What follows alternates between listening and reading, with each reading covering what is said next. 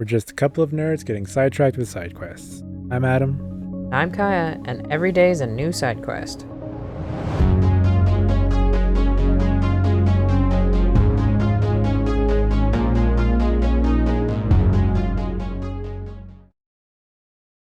Hello, Wanderers, and welcome back to the Forgotten City. So I found the door to the upper cisterns. It was just, a hop skipping away from the Great Temple. So let's go in, get it over with, see if I'm going to be disappointed that this is essentially just Scintilla again. Or if this is actually something more.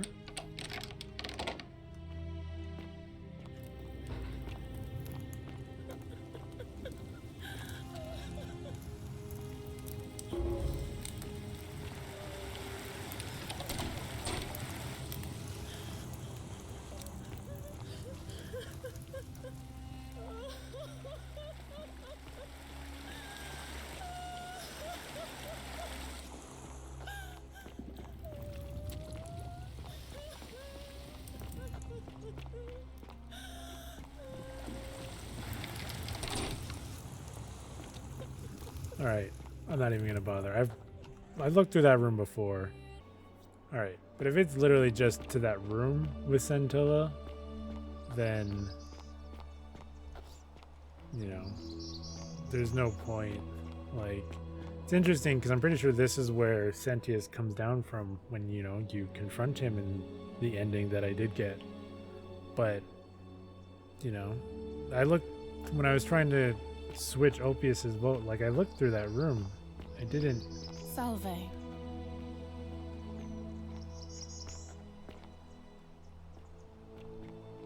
Just doing laps?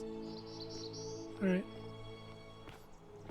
But yeah, I looked through that room before, so unless I'm just, if I clearly missed it, I feel like essentially it was just another way to get into the upper cistern in case you didn't want to get the bow and go down that path. So that's fine. We've done that. We've been there. We don't need it. If there's something more, then hey, that's really cool. And go figure that out for yourselves if you haven't. But I want to confront a god. And that's what we're going to do. We got all the plaques now.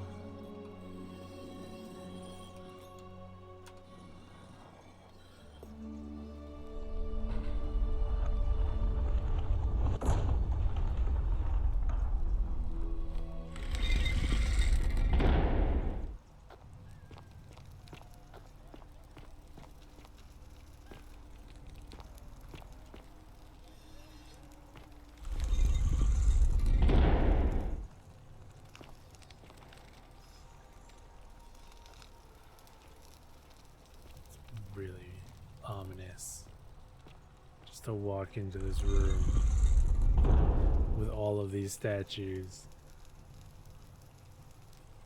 Oh, it opens back up.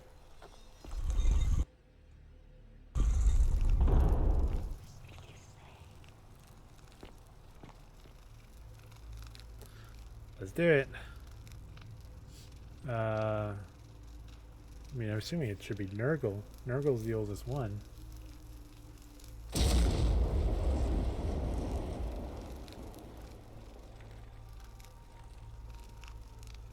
Or do I have to speak all of them? Sure, let's go down the list.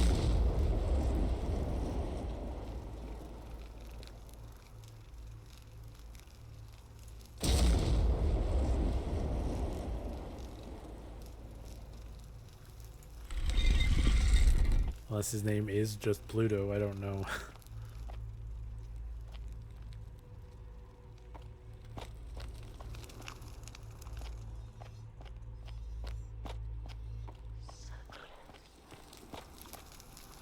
Oh, I feel like I'm going back in time, so that first one would be Pluto. So then this one would be Hades. Okay. So then this one is Osiris. I get ya. So I was kind of right. You do speak them all, just technically in order. Now this one is Nurgle. Oh yeah. I don't know what this is going to entail, but we're going to find out. Nurgle the Fierce One, grant me an audience.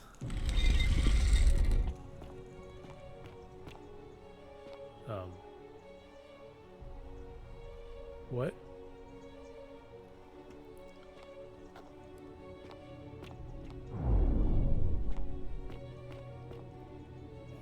What the actual fuck?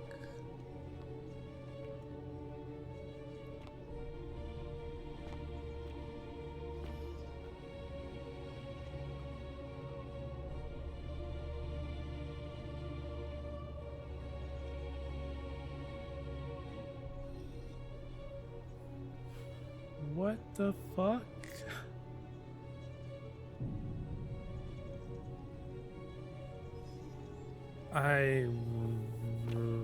I'm speechless. All right. let's go.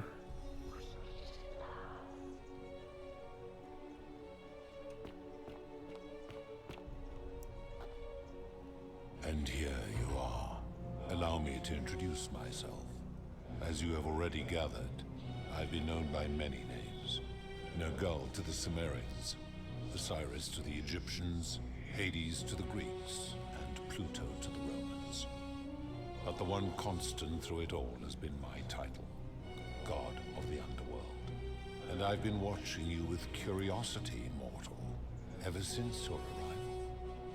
You're unlike the others, aren't you? Yeah. And what is more, you carry a weapon that was never intended for mortals to wield, and you do it so yeah, I guess, yeah, reasonably. technically I have a There will golden be bow. time for your reckoning later. No, First, my reckoning? Yeah, as a sure. reward for undoing the desecration of my obelisk, I will allow you to satisfy your curiosity. Ask what you will. Sure, let's just go down the line. What's your story, Mr. God? My story is many thousands of years long. You will need to be more specific. What do you wish to know? I mean, you're God. Why do you look and sound like a man? Who's the woman on your left? Who's that on your right? Everything. Just give me the answers to everything. It is a matter of perspective.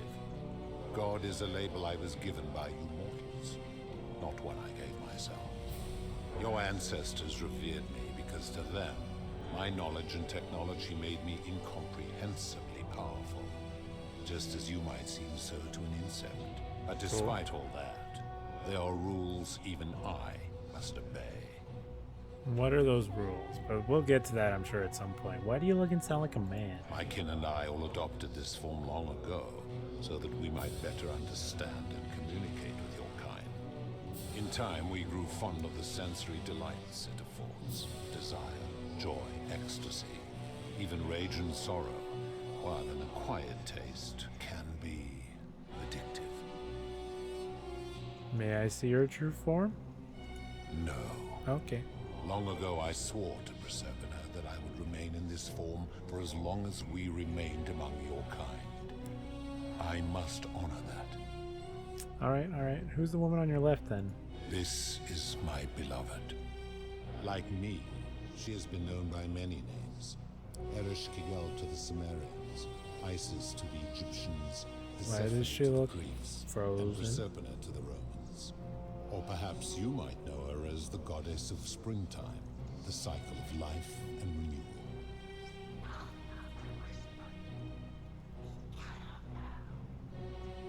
All right. Your gaze lingers too long. My bad. This is a lot to take in, Mr. God. So, who's that on your right? That is my servant. Oh, You would have well. met by the river, though she wears many faces. Oh, and goes by Karen. many names. Kumutubal to the Sumerians. Is that what you look Kirti like? to the Egyptians, Charon to the Greeks, and Charon to the Romans. Her role is to ferry souls between the mortal world and this one, and to make their transition as seamless as possible.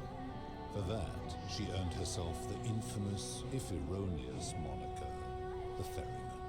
You will talk more later. For now, ask your questions. All right, let's talk about something else. As you wish. What is this place? It has come to be known simply as the Underworld, and it exists because of a wager I made long ago. What was the wager you made? That is a long story, one that began over 3,000 years ago and continues to this day. You see, long ago my kin and I set out from our home on Elysium to search for other forms of life among the stars. We discovered your planet and witnessed your kind evolving from primates into something lawless and barbaric. You all but destroyed yourselves, your 2 short lives being extinguished by violence and ignorance and disease. Yet Proserpina saw raw potential in you, persuaded the rest of us it would be squandered without our intervention and stewardship. So we revealed ourselves to your people in a place called Sumer. We offered guidance in agriculture, toolcraft, and law, and you called us gods. For a time you flourished, but soon you were too many for us to oversee. And as you spread from that cradle of civilization, we saw something disturbing.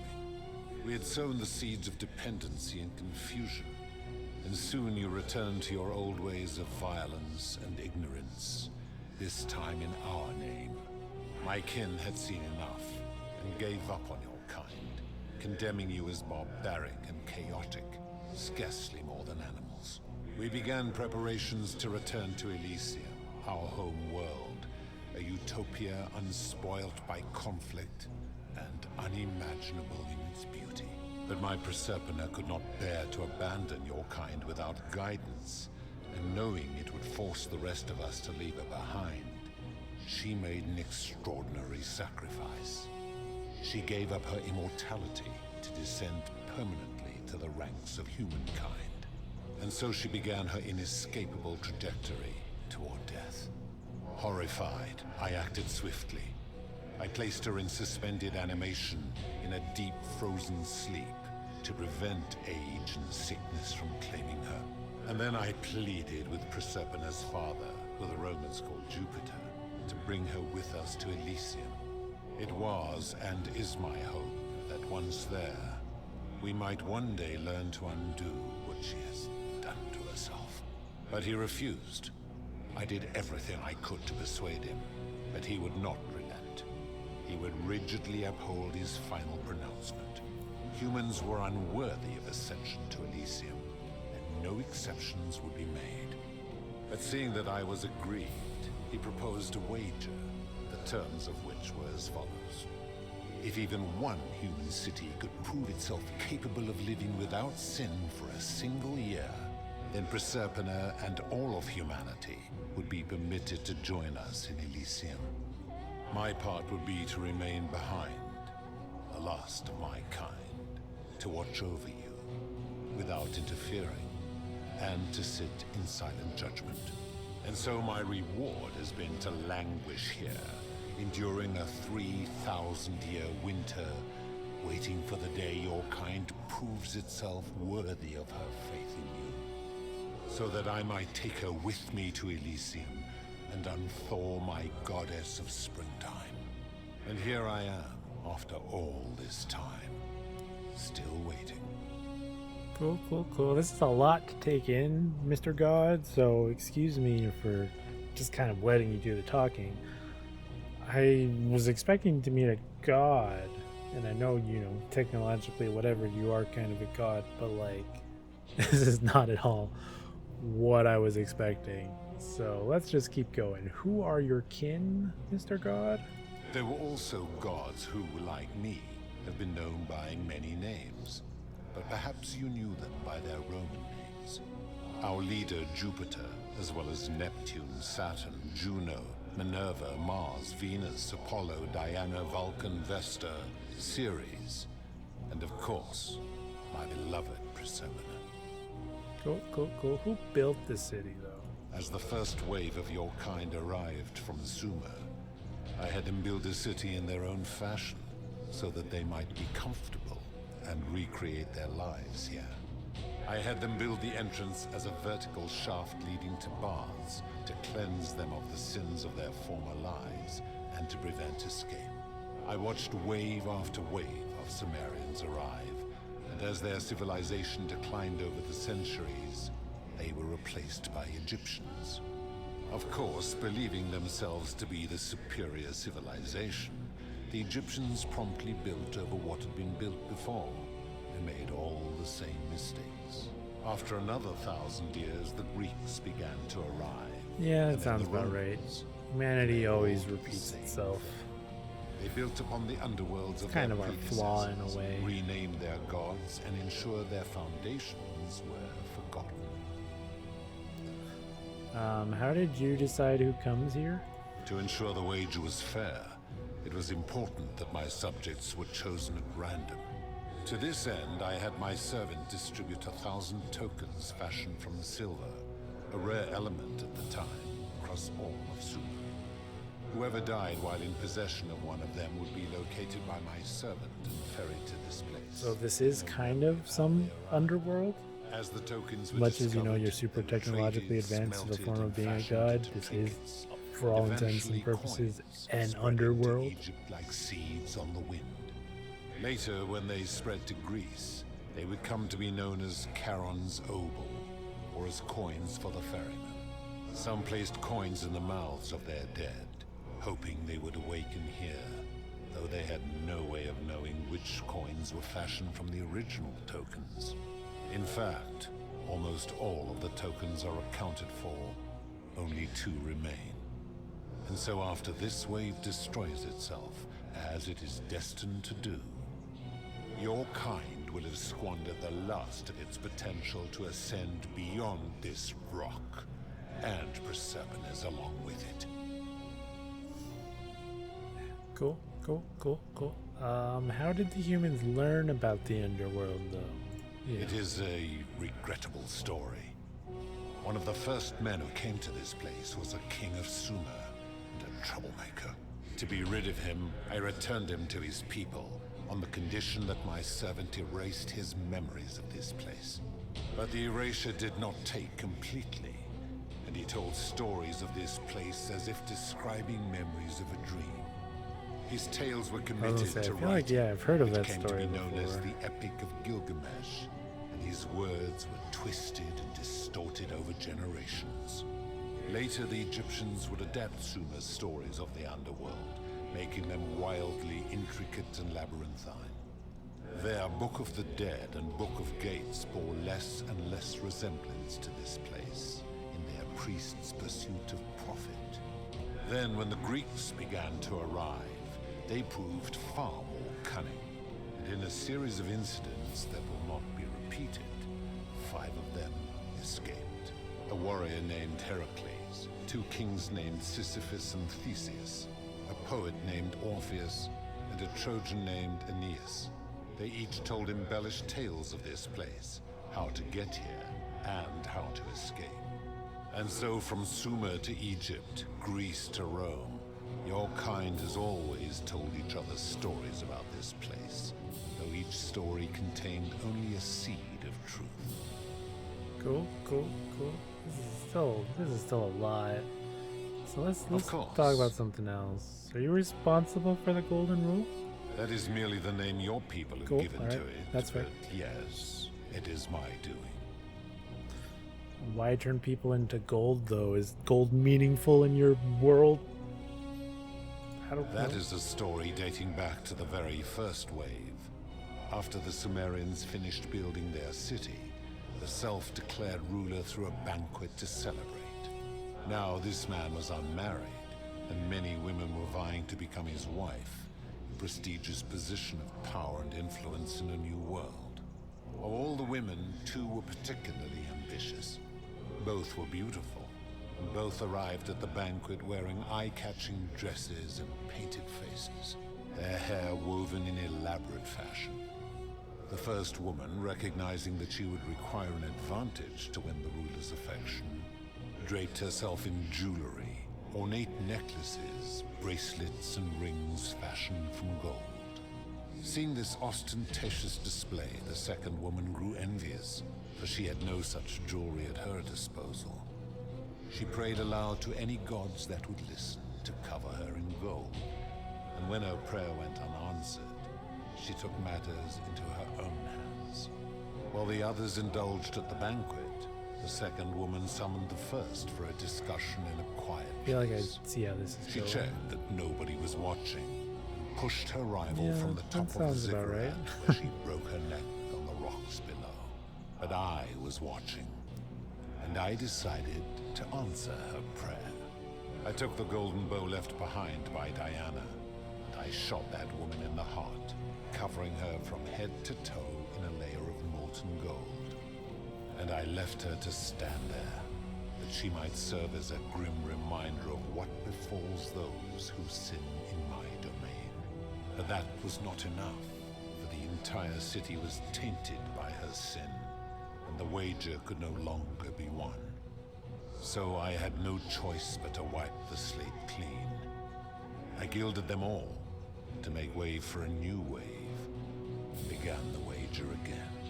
And to this day, each of them, and all who came after, line the halls of this city, inanimate but conscious, suspended in time with only their sight and hearing preserved, so they may bear witness to and lament the folly of your kind for eternity, as silent golden sentinels. Cool. So, yeah, you're responsible for destroying everyone's lives then, aren't you? I give your kind a second chance at life, as well as ample warning about my law. Oh yeah, your arbitrary And when law you that still allows disobey, people to be and shitty you people. always disobey, you force my hand, bringing terrible suffering upon yourselves. And so you ask if I am the one destroying your lives. And I say, no, you destroy yourselves. I am merely the means by which you do it. Disagree, but we'll get back to that later. So where did these golden bowls come from? You mentioned someone named Diana. When my kin departed, they left behind many relics which I inherited.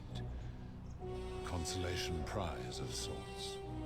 The golden bow originally belonged to one of my kin, who the Romans called Diana. As my collection of golden statues Does it do anything against you? I chose the most ferocious among them, and equipped them each Does with it a turn you into duplicate of gold, her or are bow. you like beyond? Tasked them with hunting down the Forsaken at my behest. They became known simply as Furies. Here's the real crux of this whole conversation, though, and the golden rule and everything, is that no one knows what sin is. You know, these arbitrary things of stealing and whatnot. So, you know, who are you to say what's what? What do you consider a sin, Mr. God? I've always considered that the cornerstone of morality is the ability to determine right from wrong on one's own. No attempt to lay out rules like your Code of Hammurabi or your 12 Tables of the Roman Republic can ever cover all possible scenarios. This should come as no surprise to you, since the core principle has been expressed in many forms by many of your civilizations. The Egyptians made a rudimentary attempt with do to the doer to make him do. The Greeks refined it with avoid doing what you would blame others for doing. The Roman Stoics added, treat your inferior as you would wish your superior to treat you. Even the so-called cultists hiding among you often say, do unto others as you would have them do unto you. It is the simplest of concepts, and each one of you is born with the faculties required to apply it to any situation. Yet none of the peoples who expressed this rule were able to uphold it. Curious, is it not? The principle is not as easy to apply as it sounds. It doesn't seem like you've been upholding it either. Always lived my life that way. Well, I mean, I feel like it doesn't seem like you've been upholding it either. Just you think you're better than us, that just because you're this judge, jury, and executioner, you did them, so why can't I shoot you with a bow? Enough. You clearly know nothing. Oh yeah, sure. How do you know when people sin? I'm able to commune with all of the statues in the city. Their ears are my ears, and their eyes are my eyes. It's Super Serpent connected to the statues in the same way? If she was still conscious, I suppose she could, but she's not. Why do you ask? No reason. No reason. No reason. Then what an odd question. You're right. I'm just a dumb human. I don't know what I'm talking about. I've seen some terrible things here that you didn't consider a sin. How could you let them happen? Do you plan to speak in sweeping generalizations, or are you going to give me an example? I'll give you some examples. Suicide? I've seen no such thing, but in any case, taking one's own life is a self-directed act. It is not one that is done to others, however they may be affected by it. Therefore, it cannot be said that one who commits suicide has done anything unto others. Seems like an extremely literal interpretation of the rule. Applying this rule always requires us to interpret the meaning of the words. A literal interpretation helps to minimize the ambiguities of your primitive language. Alright, alright. If our language is full of ambiguity, doesn't that make the rule inherently subjective and unreliable? Supposing you're right, and my law has been broken. Oh, and I should shut up, turn Mr. you all God. to You're gold immediately. not listening to the Is that points. what you want? No, of course not.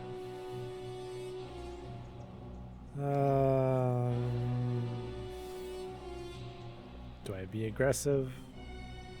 'Cause I don't want him to turn us to gold. So I don't want to have to redo this conversation, but... yeah, screw it. I'm right, you know it. Then your desire to be right outweighs your desire to survive.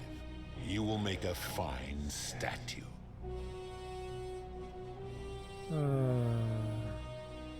Enough talk. I guess these are my options. Draw golden balls.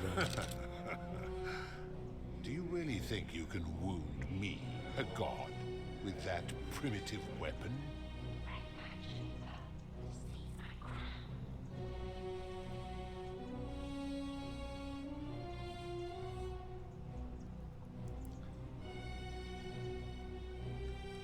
You may be immortal, but your beloved isn't. How dare you threaten her? This ends now. The many shall suffer for the sins of the one.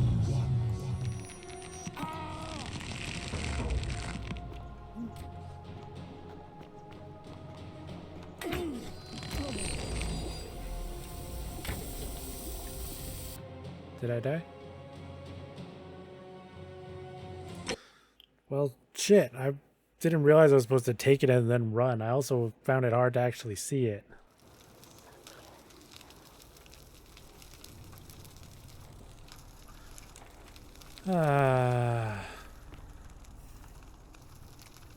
That definitely sucks.